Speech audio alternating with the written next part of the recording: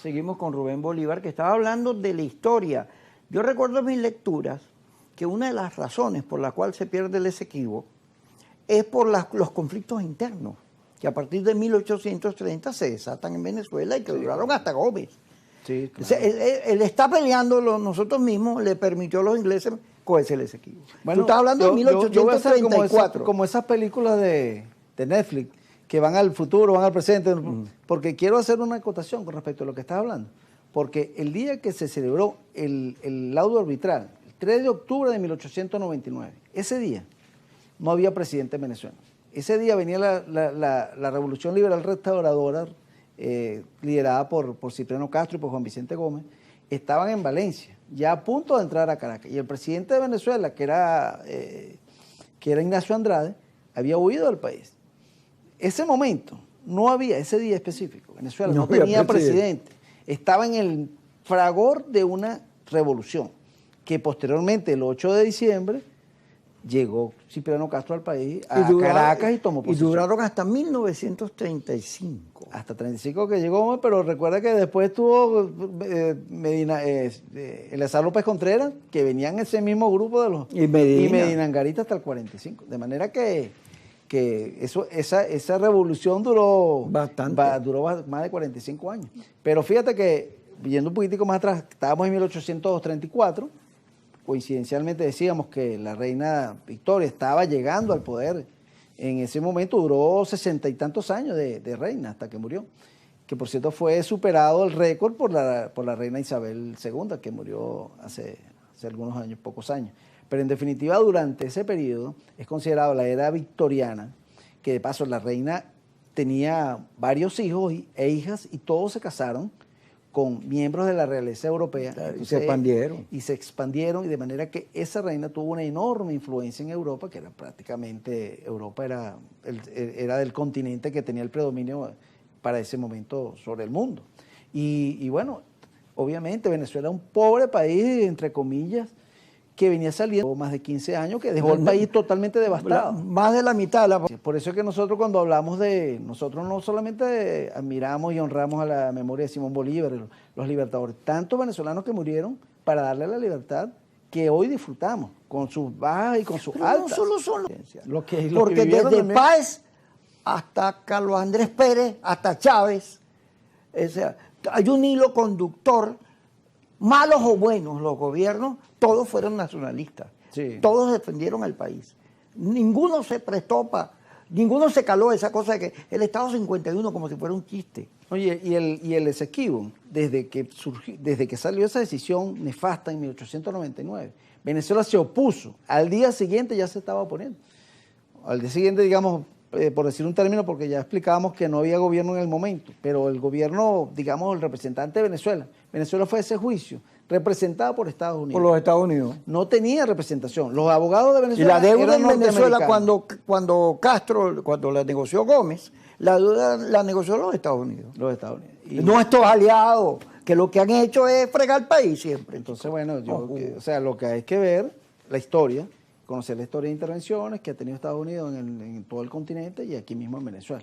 Pero hablando ya específicamente del Esequibo, Venezuela nunca ha aceptado ese laudo arbitral de 1899. Lo que pasa es que era una pelea muy desigual, una lucha muy desigual entre un país muy depauperado, porque cuando hablamos de 1899, varios años también, y que también volvió a hacer del país. Y el país estaba en una situación, un país totalmente devastado, desde el punto de vista social, político, económico. Aquí no había recursos. A Venezuela no era un país petrolero que es hoy. No se desconocía el petróleo. Venezuela era un país totalmente... El petróleo aparece en 1925. En el libro de Rómulo Betancourt, se me olvidó el nombre, petróleo y Venezuela, política y petróleo. Venezuela, política y petróleo. Betancourt va narrando, estamos hablando de la generación del 28, que tenía olfato revolucionario, de cambio. Betancourt comienza a militar en política muy izquierdoso. Sí. Y en Panamá milita en el partido, en Costa Rica, en el Partido Comunista. Pero cuando él empieza a recorrer el país para conformar su liderazgo, el PRN, el PDN y después Acción Democrática, se consigue con un país de cabras, de chivos, una cosa, una hacienda grandota muy rural, sí, muy lejos de lo que ya era el desarrollo en Europa, en Estados Unidos. Bueno, y las concesiones que se dieron durante el periodo de Gómez, que tuvo de 1800, que básicamente Gómez llegó protegido por los Estados Unidos porque contra le Castro, dio un porque golpe Castro contra Castro, que salió del país por una enfermedad y él tomó el poder, auspiciado por grupos políticos y económicos del país que lo instigaron a que tomara el poder, lo asumiera como vicepresidente que era. Y en definitiva para proteger los intereses de las grandes transnacionales que estaban aquí en ese tiempo, las grandes concesiones que se habían dado. Y así se mantuvo durante muchos años. Prácticamente el país dio un paso adelante en el mundo, digamos, en la preservación de los intereses del petróleo como recurso en la ley del 43, de 1943 de Medina Angarita.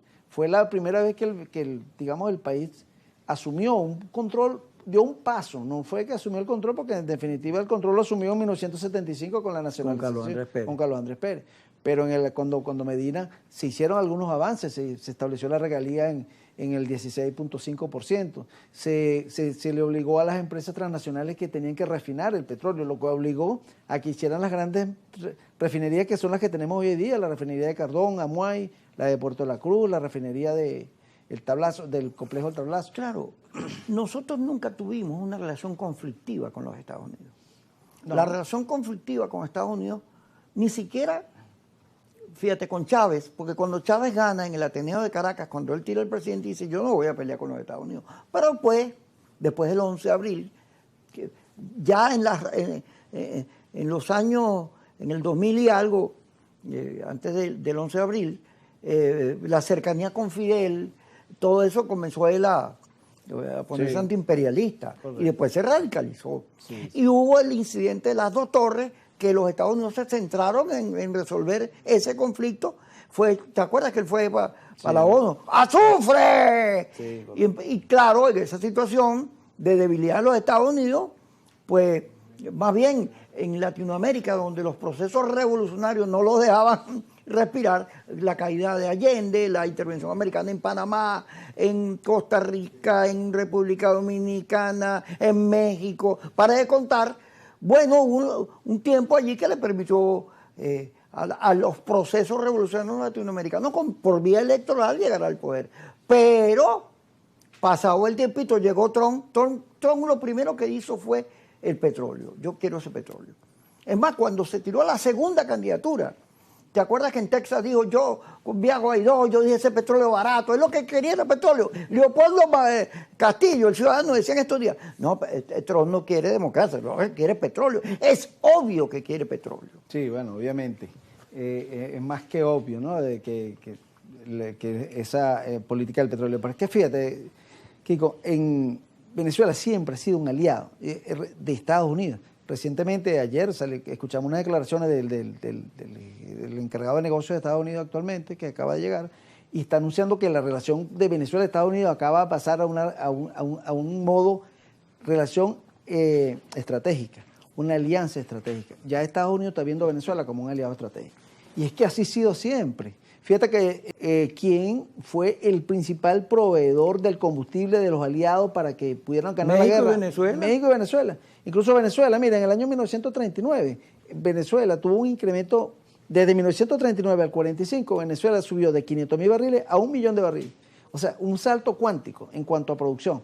Obviamente, Venezuela fue el que soportó el esfuerzo bélico de los aliados. Los mismos Estados Unidos siempre lo han reconocido.